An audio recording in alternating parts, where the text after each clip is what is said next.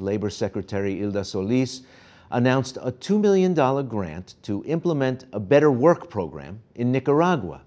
Better Work is a partnership program of the International Labor Organization and the International Finance Corporation, which seeks to improve labor conditions in global supply chains, both to protect workers' rights and to help enterprises become more competitive. HITN was there during the announcement. Take a listen to what Secretary Solis had to tell us about some of the benefits of the initiative. Ayuda porque también eso levanta los salarios de los trabajadores. It helps because it raises the workers' salaries in Nicaragua, and the people in Nicaragua will no longer have to think of migrating here to get a decent salary.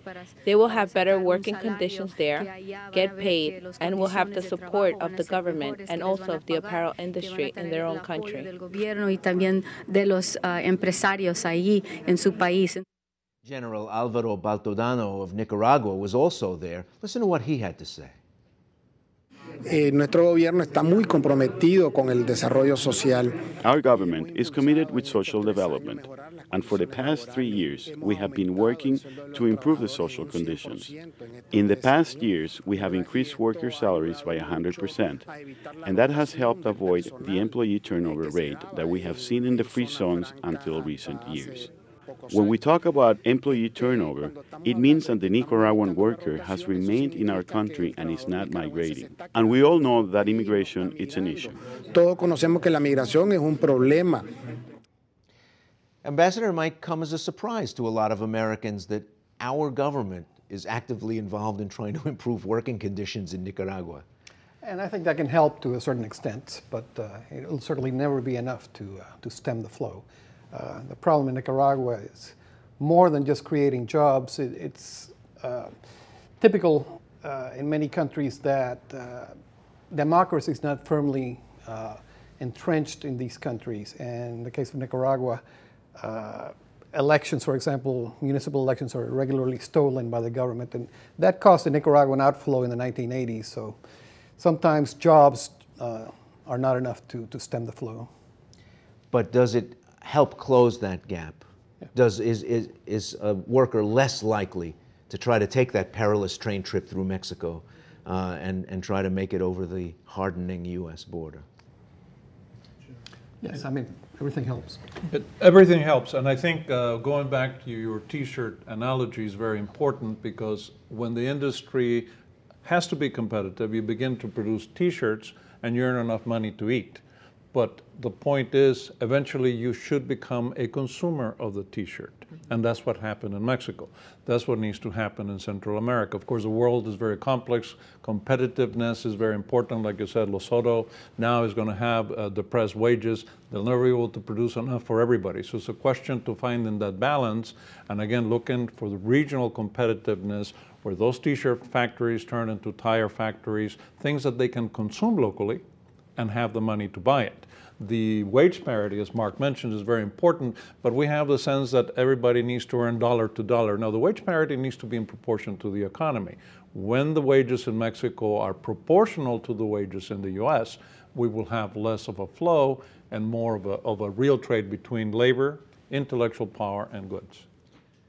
Certainly, it's also true that the interaction among sort of politics and economics and security is very important, and to create the conditions for investment and for the private market to succeed in developing countries requires political stability. And one of the things that we've seen recently is that instability and uncertainty in Mexico right now has been a barrier to continued development, and is probably a factor that's influencing some migration decisions, in a way that it wasn't just a few years ago. We've talked a lot about what economists call externalities, about what's going on in sending countries.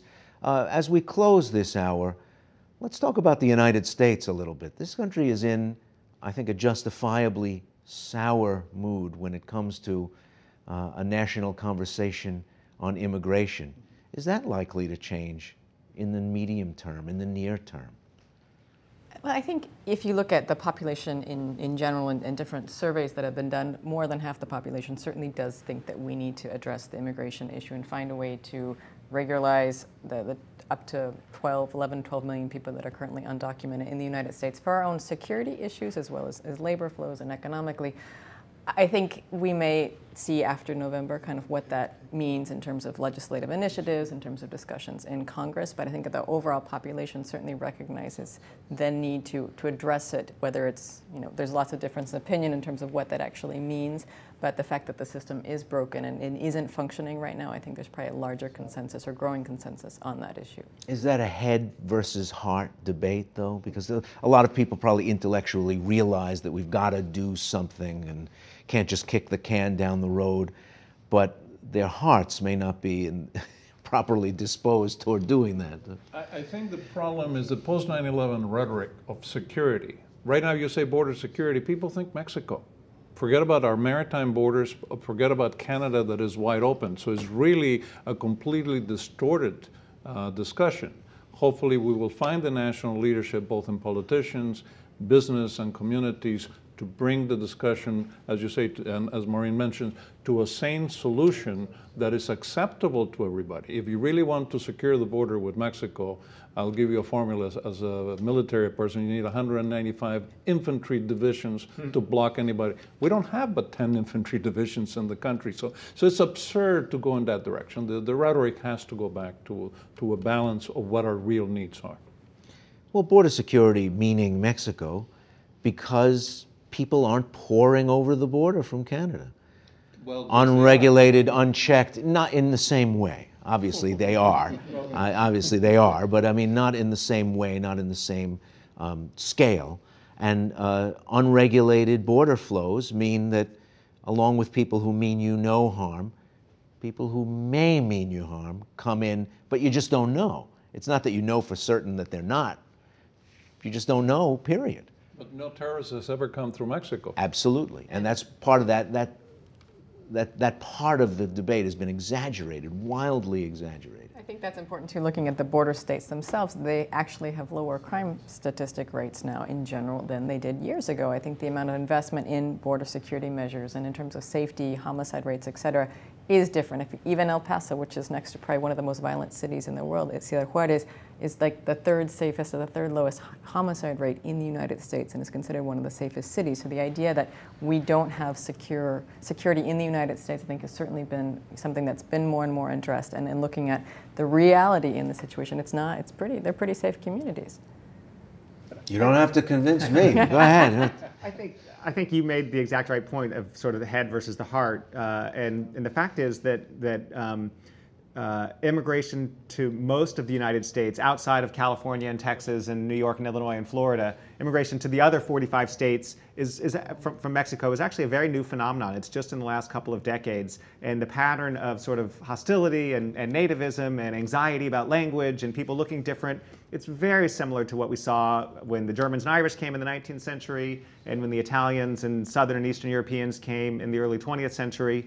And what we saw in both of those cases is that over the course of a generation or two, people do integrate and intermarry and learn the language and move up the income scale. So in the long run, I think that there's a path that we've been down before where those problems will be resolved over time, through integration. The question is, what happens in the next decade or two between now and there, and whether that's going to be aggressive enforcement and sort of the hostility that we've seen in the last couple of years with the economic downturn, or whether we can find a way to address this problem despite the economic downturn and despite sort of the challenging political situation that we find ourselves in.